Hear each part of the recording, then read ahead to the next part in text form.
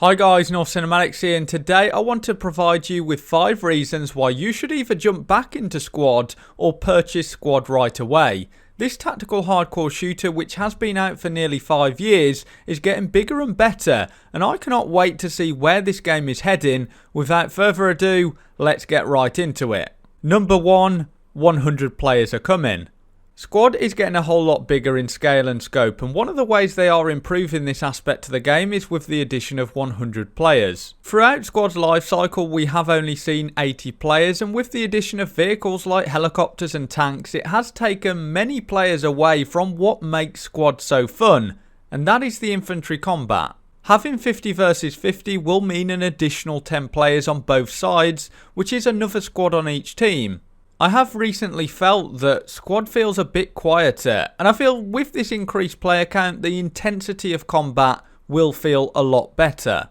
Currently, the developers are rolling this out to the public servers and doing more testing to make sure that everything runs smoothly. I haven't yet tried it, but let's say I'm looking forward to it.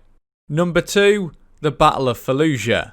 This map is going to be insane, and it's the biggest map to be added to Squad, coming in at 16 kilometers. The detail is insane, and that 100 players will really come in handy here. The location of this map is going to be a lot more urban than what we come to expect in this game, with a sizable amount of the maps being deserts with small villages scattered around. I can't wait for FALLUJAH to be fighting through the tight alleys. Hearing the echoes of fire through the streets will sound so intense, and I just think it's going to be awesome.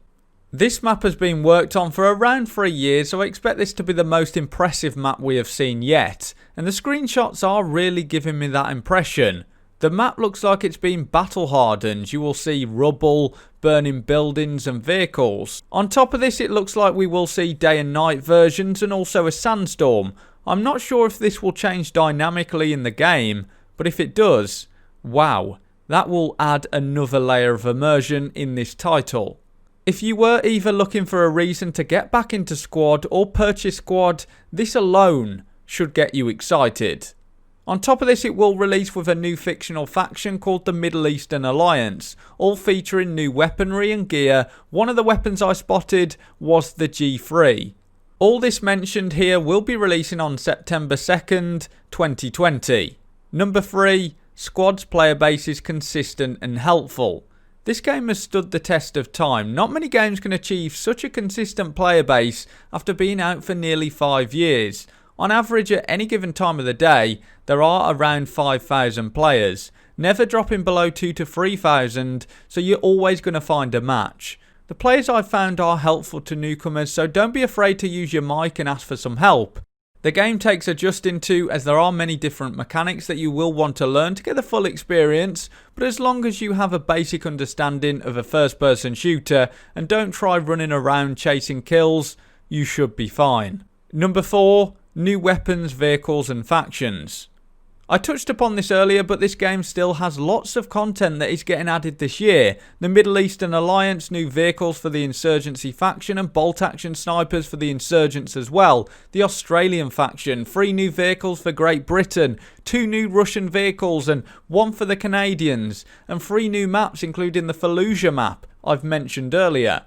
With overhauls to game modes, countless fixes, all before the end of 2020. This game is nowhere near the end of its life cycle, so if you think you're purchasing a tactical shooter that's been out for 5 years and is coming to the end, then you're wrong.